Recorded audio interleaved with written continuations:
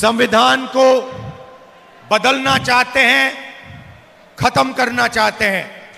ಇವತ್ತು ಬಿಜೆಪಿಯವರು ಸಂವಿಧಾನವನ್ನ ತೆಗಿಬೇಕು ಅಂತಕ್ಕಂಥ ನಿಟ್ಟಿನ ಮೇಲೆ ಇವತ್ತು ಈ ಚುನಾವಣೆ ನಡೀತಾ ಇದೆ। एक तरफ कांग्रेस पार्टी जो संविधान की रक्षा कर रही है और जिसने हिंदुस्तान की जनता के साथ मिलकर यह संविधान देश को दिया था। ಇವತ್ತು ಅವರ ಕೈಯಲ್ಲಿ ಹಿಡ್ತಕ್ಕಂಥ ಈ ಸಂವಿಧಾನವನ್ನ ಕಾಂಗ್ರೆಸ್ ರಕ್ಷಣೆಯನ್ನ ಮಾಡ್ತಾ ಇದೆ।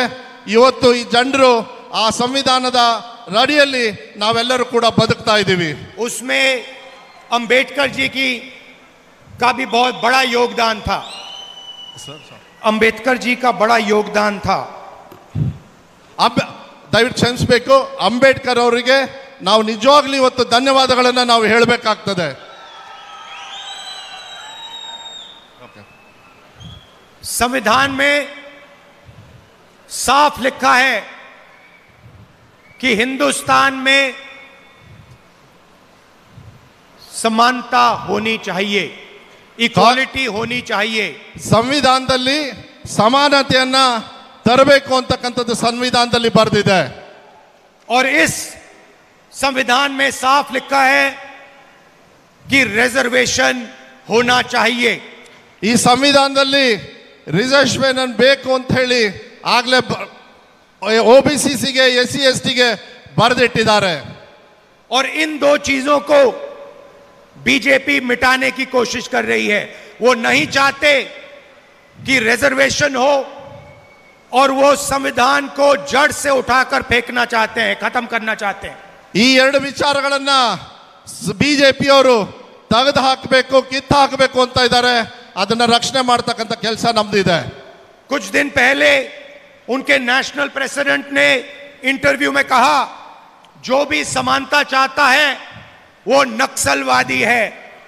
ಏನು ಇವತ್ತು ಬಿಜೆಪಿಯ ಒಂದು ದೊಡ್ಡ ನಾಯಕರು ಹೇಳ್ತಾರೆ, ಎಲ್ಲಿ ಸಮಾನತೆ ಬೇಕು ಅವರೆಲ್ಲ ನಕ್ಸಲರು ಅಂತ ಹೇಳಿ ಹೇಳ್ತಾ ಇದ್ದಾರೆ। पूरी दुनिया के सामने बीजेपी के प्रेसिडेंट ने इस किताब पर एक बार फिर आक्रमण किया। ಬಿಜೆಪಿ ಪ್ರೆಸಿಡೆಂಟ್ ಅವರು ಈ ಸಂವಿಧಾನವನ್ನ ಡಿಸಾನರ್ ಮಾಡಿದ್ದಾರೆ, ಇದನ್ನ ಬೇಡ ಅಂತ ಹೇಳಿದ್ದಾರೆ। और फिर उनके प्रधानमंत्री कहते हैं कि हम संविधान की रक्षा करना चाहते हैं। ಒಂದು ಕಡೆಗೆ ಪ್ರಧಾನಮಂತ್ರಿಗಳು ನಾವು ಸಂವಿಧಾನವನ್ನ ರಕ್ಷಣೆ ಮಾಡಬೇಕು ಅಂತ ಹೇಳ್ತಾರೆ। अगर आप संविधान की रक्षा करना चाहते हैं तो आपका प्रेसिडेंट संविधान पर, समानता पर क्यों आक्रमण कर रहा है? वो क्यों कह रहा है कि अगर समानता चाहने वाले लोग नक्सली हैं? ಕಾಂಗ್ರೆಸ್ ಪಕ್ಷದಲ್ಲಿ ನಮಗೆ ಯಾರಿಗೂ ನಕ್ಸಲೇಟು ಮತ್ತೆ ಎಲ್ಲ ಇದು ಇರಬೇಡ, ನಮಗೆ ಈಕ್ವಾಲಿಟಿ ಬೇಕು ಅಂತ ಹೇಳಿ ನಾವು ಹೋರಾಟವನ್ನು ಮಾಡ್ತಾ ಇದ್ದೀವಿ। ये प्रधानमंत्री को जवाब देना चाहिए।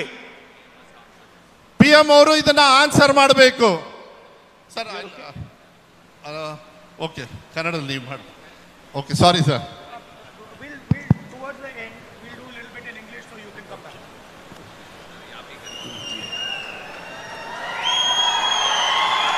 तो बीजेपी के प्रेसिडेंट ने फिर से इस कॉन्स्टिट्यूशन पर आक्रमण किया। ಬಿಜೆಪಿನವರು ಮತ್ತೆ ಒಂದ್ಸತಿ ನಮ್ಮ ಸಂವಿಧಾನವನ್ನು ಮತ್ತೆ ತಿರ್ಚಲಿಕ್ಕೆ ನೋಡ್ತಿದ್ದಾರೆ। वो सारे लोगों को कह रहा है, अगर दलित समानता चाहते हैं, अगर ओबीसी समानता चाहते हैं, अगर आदिवासी समानता चाहते हैं तो वो नक्सलवादी हैं। ನಾವು ಕಾಂಗ್ರೆಸ್ ಪಕ್ಷದಿಂದ OBC ಬಗ್ಗೆ, ನಮ್ಮ ದಲಿತರ ಬಗ್ಗೆ, ಆದಿವಾಸಿ ಬಗ್ಗೆ ಮಾತನಾಡಿದ್ರೆ ನಮಗೆ ಇವರು ನಕ್ಸಲ್ವಾದಿ ಅಂತ ಹೇಳ್ತಿದ್ದಾರೆ। इससे बड़ा कॉन्स्टिट्यूशन पर आक्रमण नहीं हो सकता है। ಇದರಿಂದ ಹೆಚ್ಚಾಗಿ ಸಂವಿಧಾನದ ಮೇಲೆ ಆಚರಣೆ ಮಾಡಲಿಕ್ಕೆ ಅವಕಾಶ ಇಲ್ಲ। बीजेपी के प्रेसिडेंट को एकदम इस्तीफा देना चाहिए और प्रधानमंत्री को देश के दलितों से, पिछड़ों से, आदिवासियों से माफी मांगनी चाहिए कि उनके प्रेसिडेंट ने कॉन्स्टिट्यूशन पर आक्रमण किया। ರಾಷ್ಟ್ರದ ಪ್ರಧಾನಮಂತ್ರಿ ಅವರಿಗೆ ಬಿಜೆಪಿ ಅವರ ಅಧ್ಯಕ್ಷರಾಗಿರ್ತಕ್ಕಂಥ JB ನಡ್ಡಾ ಅವರು ಇವತ್ತಿನ ದಿವಸ ಈ ಸಂವಿಧಾನದ ಬಗ್ಗೆ ಅವಮಾನವನ್ನು ಮಾಡಿದ್ದಾರೆ। ಅದಕ್ಕಾಗಿ ದೇಶದ ಜನತೆ ಮುಂದೆ ಅವ್ರಿಗೆ ಅಪಾಲಜಿ ಮಾಡಬೇಕು ಅಂತ ಹೇಳ್ಬಿಟ್ಟು ನಾನು ಘೋಷಣೆ ಮಾಡ್ತಾ ಇದ್ದೀನಿ. और प्रधानमंत्री को कर्नाटक की जनता से और हिंदुस्तान की हर माता बहन से भी माफी मांगनी होगी.